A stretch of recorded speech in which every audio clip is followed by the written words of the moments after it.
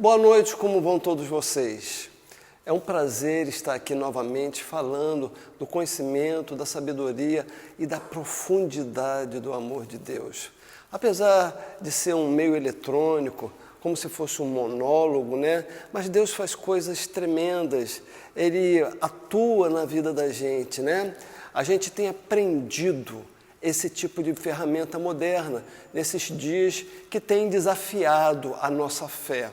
Apesar de ser uma segunda linguagem, nós aprendemos uma outra linguagem e para os nossos filhos e para os nossos netos ela é nativa, Deus tem dado graça e a gente tem aprendido. Eu me sinto sinceramente um aprendiz, um estudante. Existe um ditado muito antigo que diz o seguinte: Talmidim, deixa a poeira do seu rabino sobre a sua face. Talmidim quer dizer estudante, vem da palavra Talmud, que quer dizer estudo, que é o livro de considerações dos judeus sobre as suas discussões sobre a Torá, que é o nosso Pentateuco. E rabino quer dizer mestre, ou seja, estudante, fique próximo do seu mestre para você aprender, para você entender, para você captar, de tal maneira que a poeira dos seus pés cubram totalmente o seu rosto. E eu me sinto dessa maneira, um talmidim, um estudante aprendendo essa nova ferramenta, essa nova tecnologia. Poxa, eu queria tanto que vocês estivessem aqui, sabe, para ver o olhar de vocês, para ver a lágrima, para ver o sorriso, ou também o contrário, a indiferença, o contradito da palavra. Isso faz parte, isso traz crescimento, mas no momento parece até um monólogo, mas saibam de uma coisa: a palavra de Deus nunca volta vazia, ela fecunda o solo e faz nascer muita fruta. E eu creio que nessa noite Deus vai falar ao seu coração, porque a comunicação, dizem os especialistas, que não é um método, é arte, ou seja, não é mente, é alma. Eu estou aqui nessa tarde ou nessa noite, conforme você esteja vendo, derramando minha alma em favor de vocês, em favor de abençoar a sua vida e a sua família.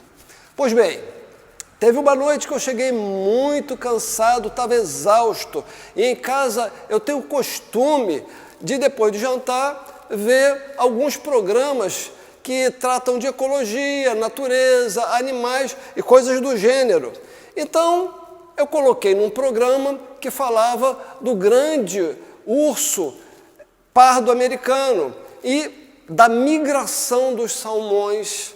Eu vi a dificuldade toda daqueles peixes que saíam do mar até o berçário onde que os óvulos da fêmea seriam fecundados. E eles enfrentavam correntezas, nadavam contra a correnteza, enfrentavam diques, pescadores e principalmente aqueles ursos ferozes que chegam até 3 metros de altura e comem até 40 quilos de carne por dia. E o programa deu essa ênfase da agressividade, da ferocidade, da voracidade daqueles ursos. Eu fiquei muito impressionado, porque ainda sobravam salmões para que chegassem no berçário. E só os mais fortes conseguiam. E a prole deles era muito robusta, era muito forte, muito vigorosa e faziam caminho de volta novamente ao Pacífico para no ano seguinte fazer tudo aquilo. Pois bem, fiquei muito satisfeito, edificado com aquela história natural toda e troquei o canal. Novamente uma história de urso, só que era o urso polar ártico. E engraçado também o foco, o tema era agressividade. Para vocês terem uma ideia, os cinegrafistas só conseguiam fazer uma filmagem do grande urso polar branco ártico numa distância de 3 a 5 quilômetros.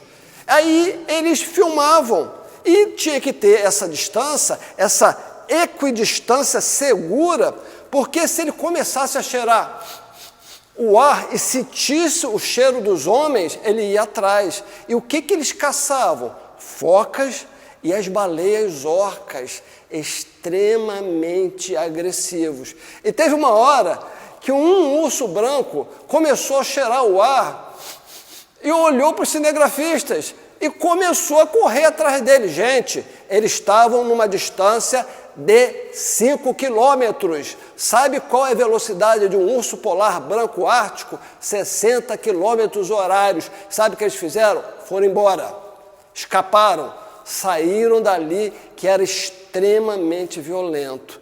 Aí, nesse momento, a minha curiosidade começou, que coincidência, primeiro programa sobre urso, segundo programa sobre urso, eu vou ver se eu pego outra coisa e coloco outro programa, quero ver outro bicho, qualquer outra coisa.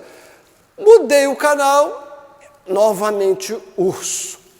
E falava do urso, não tão alto quanto o urso escuro americano ou o urso polar ártico, mas o urso também tão perigoso quanto os dois primeiros, só que um pouquinho menor, o urso negro asiático, e como ele era perigoso. Eu falei, meu Deus, que coincidência é essa? E Deus flechou um texto no meu coração. Eu comecei a estudar, meditar, refletir, e Deus trouxe uma mensagem do seu trono para edificar a sua vida, para edificar a sua família, para prosperar a sua alma. Pois bem, esse texto está em 2 Reis, capítulo 2, versículos 23 e 24. E diz assim, Eliseu subiu de Jericó a Betel e 42 meninos, ou em outras interpretações, ou melhor dizendo, em outras traduções, 42 rapazinhos, entenda-se, rapazinhos, pessoas entre 12 e 16 anos, começaram a caçoar dele, dizendo, sobe calvo, sobe calvo. E falando isso, ele respondeu da seguinte maneira, eu amaldiçoo-vos em nome do Senhor. E apareceram 2 grandes ursas, e o texto diz, despedaçaram todos aqueles 42 meninos ou rapazinhos. Se você tem uma leitura muito superficial, muito rasa, você acha que é um texto de carnificina. Você acha que Deus é um Deus muito ruim e que Eliseu é uma pessoa muito ruim para matar jovens. Mas essa é uma visão errada, porque não condiz com as coisas que aconteceram. Eliseu foi discípulo, ou mentoreado, ou treinado, conforme que você queira chamar, por Elias, que foi um homem de Deus, humano, que confrontou deuses e reis e ajudou viúvas e órfãos. E ainda mais, um pouco antes desse texto que eu falei, desse versículo que eu falei, 23 e 24, Eliseu purifica águas na cidade de Jericó, que eram amargas, devido à maldição de Josué lá atrás. Então, o que aconteceu nessa situação? A Bíblia é assim, é cheia de entrelinhas, é necessário que você se aprofunde, que você entre, que você se interesse, que o Espírito Santo de Deus te acompanhe numa interpretação, numa hermenêutica que seja mais profunda. O que aqueles garotos quiseram dizer foi o seguinte, sobe, sobe calvo. Um pouco antes, Elias já tinha subido, transladado aos céus, para uma figura muito mítica, metafísica, sobrenatural. Cavaleiros e cavalos e seus carros de fogo foram levando ele e separaram ele de Eliseu. E Eliseu viu aquelas coisas e ele recebeu a porção dobrada do Espírito, porque esse era o trato entre Eliseu e Elias. E os meninos, quando quiseram, que foi chegando Eliseu perto de Betel, eles queriam se livrar de Eliseu, dizendo assim, ó, sobe, ó, vai com Elias, calvo. Por que calvo? Não é porque ele era careca não, tá, gente? Os viajantes naquela época, eles usavam capuz. Eles não podiam ver a cabeça dele se ele era cabeludo ou calvo. Chamar uma pessoa de calvo, na antiguidade do povo hebreu, era muito feio.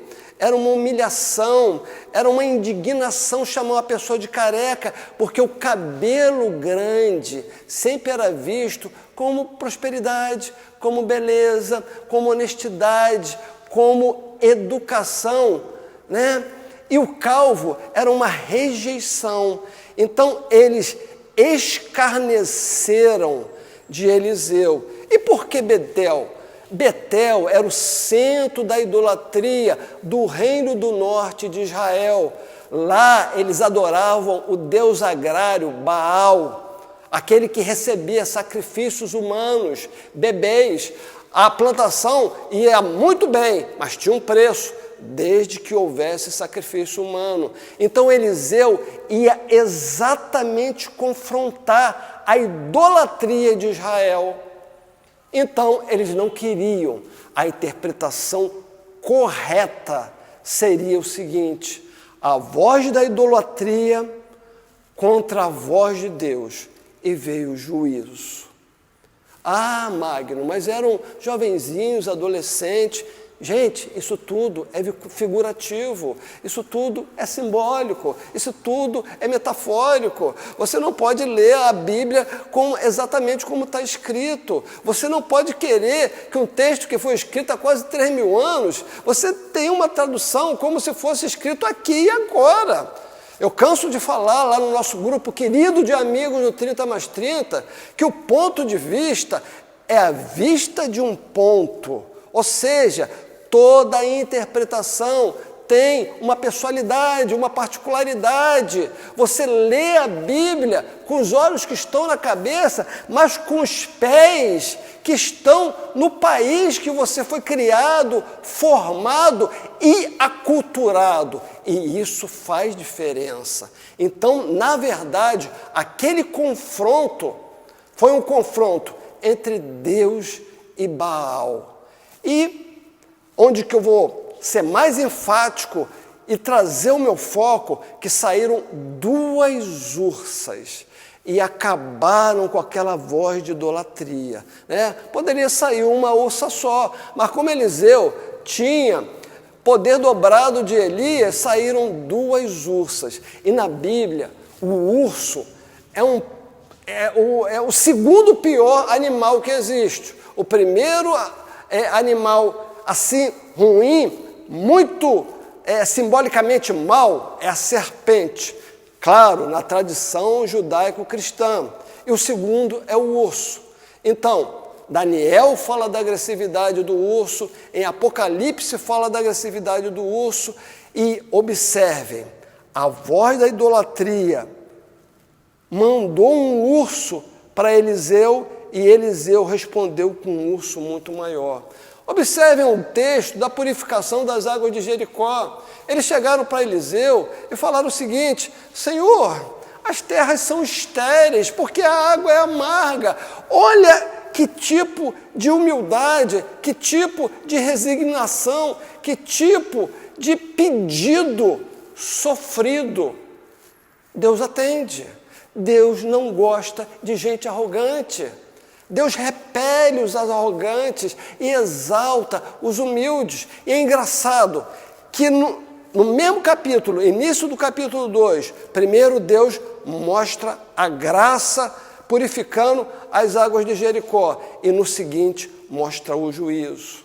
Talvez o tempo da graça está terminando, estamos vendo coisas muito complicadas no mundo. Quem sabe pode estar chegando o tempo do juízo de Deus, mas esse ainda não é o foco. O foco é a agressividade, o urso. A gente aprende que o brasileiro, de uma maneira geral, é um povo muito pacífico, mas isso é uma construção com interesses escusos. Por quê? Para ganhar dinheiro com turismo, com turismo sexual e um montão de outras coisas. Mas a história nos ensina que o povo brasileiro sempre foi muito violento. Todas as etnias que chegaram aqui trouxeram a sua violência. Todas. Não somos um povo calmo e benevolente, né? Antes mesmo até da pandemia, antes mesmo até da violência ser incutida dentro da internet, dentro das nossas casas, nos nossos quartos, as pessoas já não tinham mais paciência com as outras. A palavra tolerância, que vem do latim sofrer em silêncio, já não é mais conhecida pelo povo brasileiro. Você está no sinal fechado, abriu o espaço entre abrir o sinal e alguém buzinar atrás de você, eu acho que é o tempo mais rápido que existe no momento. Xingamentos, afrontas, pedidos de conflitos, é o que mais existe no povo brasileiro. E com a chegada da pandemia, esse urso, essa agressividade aumentou demais. As pessoas começaram a tomar posições mais agressivas, a se enfrentarem, a se confrontarem, a separarem. Hoje nós vivemos num grande pêndulo que tem um extremo para a direita, outro extremo para a esquerda, mas ninguém consegue se moderar, ninguém consegue ficar no centro. Não estou falando de posições de direita, de esquerda, nem de centro. Eu estou falando de posições elevadas, posições mais altas, posições que nós podemos ver a Deus com graça. Deus sempre chamou o seu povo para ir para os montes, para ver as coisas de cima. Exatamente. Ah, Magno, mas eu tenho que me posicionar como brasileiro, como ser político. Correto, você tem uma responsabilidade civil e a gente apoia, como nós temos uma eleição no final do ano, você tem que se posicionar, mas isso é individual. Como cristão, sempre a gente tem que ficar do lado de Deus, numa postura mais elevada, mais alta e mais separada. Parece que durante essa pandemia o urso veio e nos abraçou, ou nós abraçamos o urso e nós nos tornamos mais egoístas, mais individualistas, mais agressivos, pessoas mais difíceis de lidar.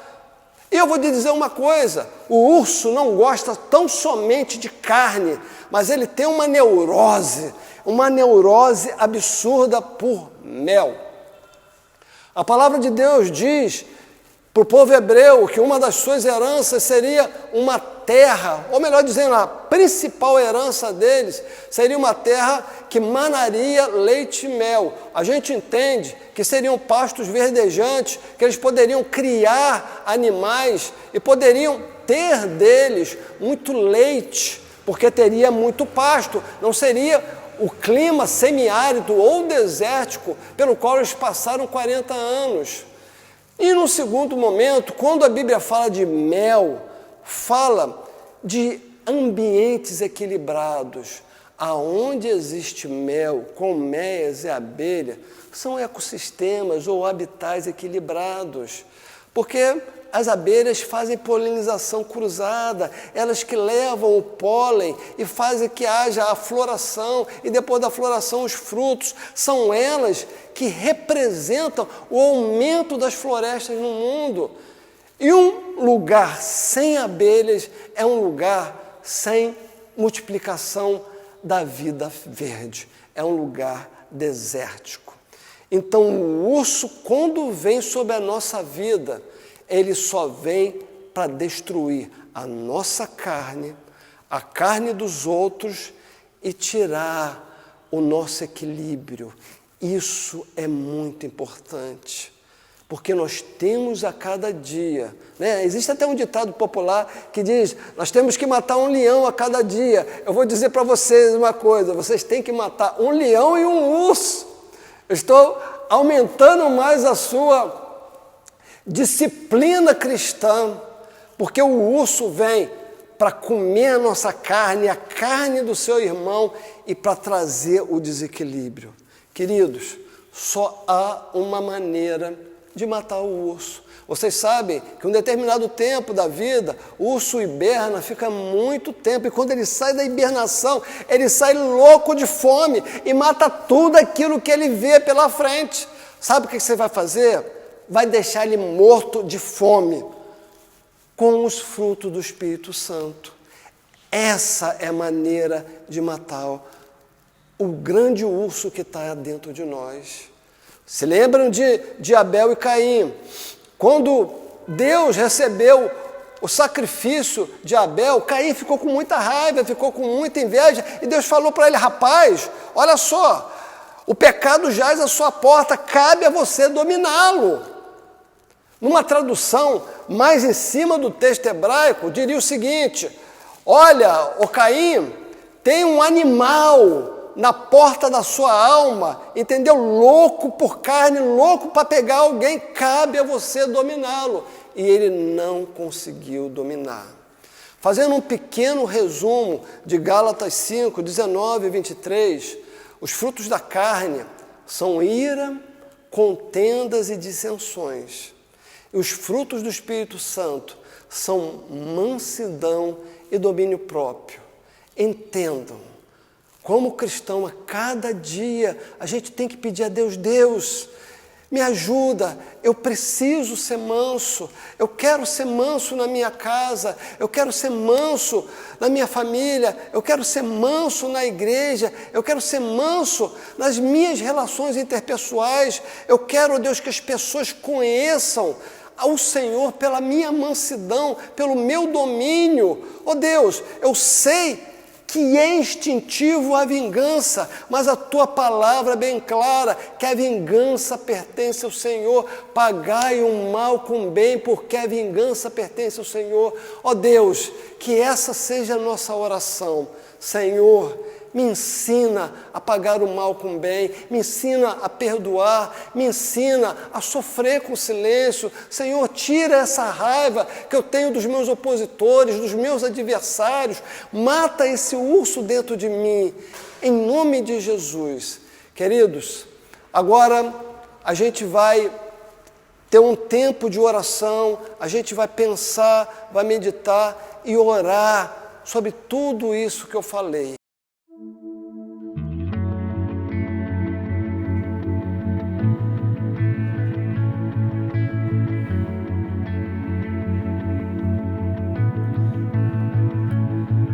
Eu louvo o teu nome, louvo o teu nome, o nome que está sobre todo nome. Toda honra a teu nome. Honras ao teu nome, o nome que é maior que todo nome.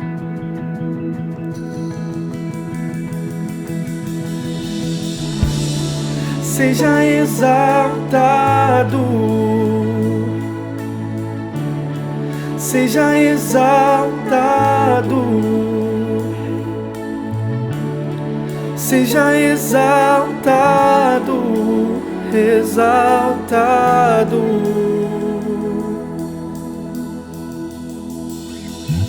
Eu louvo o teu nome,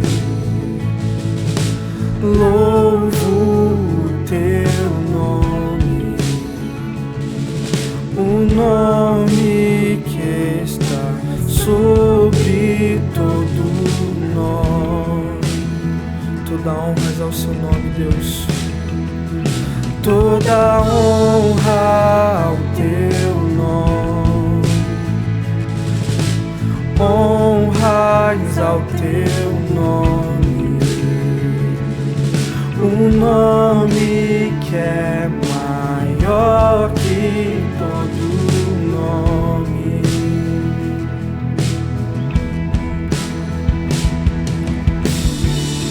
Seja exaltado,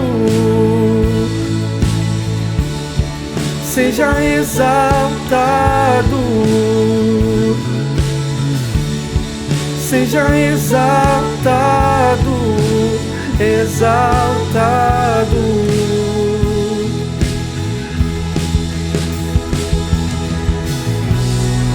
Nós entregamos nosso coração a Ti, Deus, pois o Senhor é o único que merece toda a honra e toda a adoração, Pai.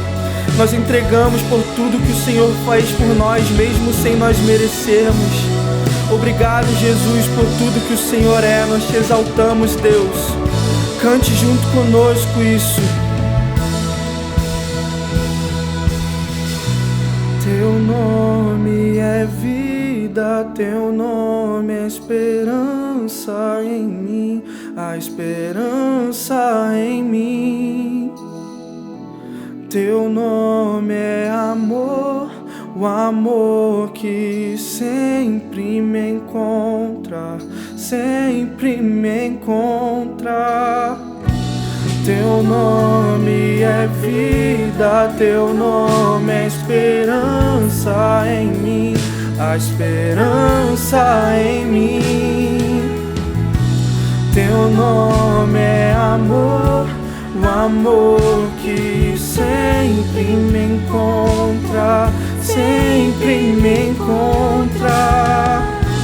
Teu nome é vida, Teu nome é esperança em mim, a esperança em mim.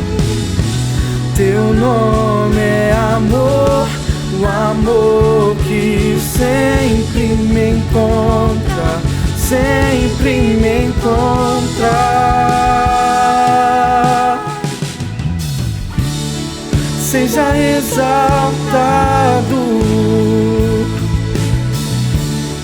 seja exaltado, seja exaltado, exaltado. Cante mais uma vez que Ele é exaltado. Seja exaltado, seja exaltado, seja exaltado, exaltado.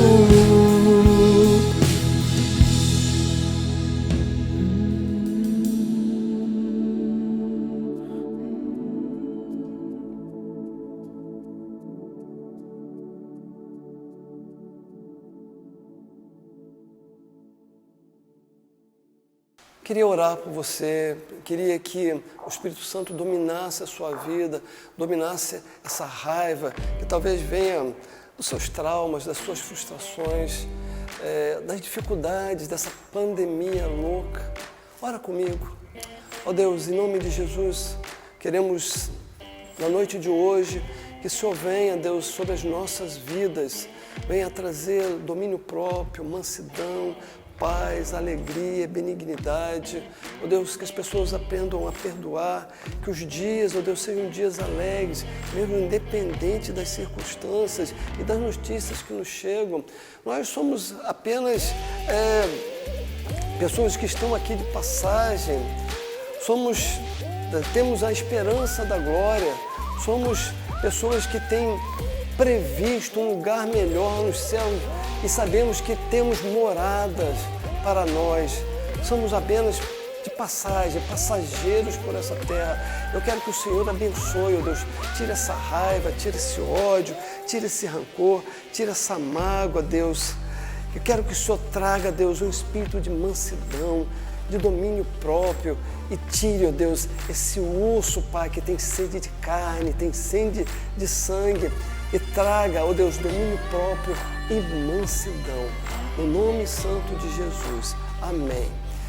E, além de tudo, queridos, lembre-se, Davi, antes de começar seu ministério, ele derrotou o urso e derrotou o leão. O leão tem um duplo significado. O leão era o estandarte da tribo de Judá, era se correlaciona também com o próprio Jesus, mas também ele está ao redor das pessoas, como o diabo. O diabo está ao redor das pessoas, rugindo como um leão. Então Davi, antes de começar a sua vida pública, o ministério a quem Deus tinha lhe dado, ele venceu o urso e o leão para derrotar os gigantes da sua vida. Amém? Que Deus te abençoe.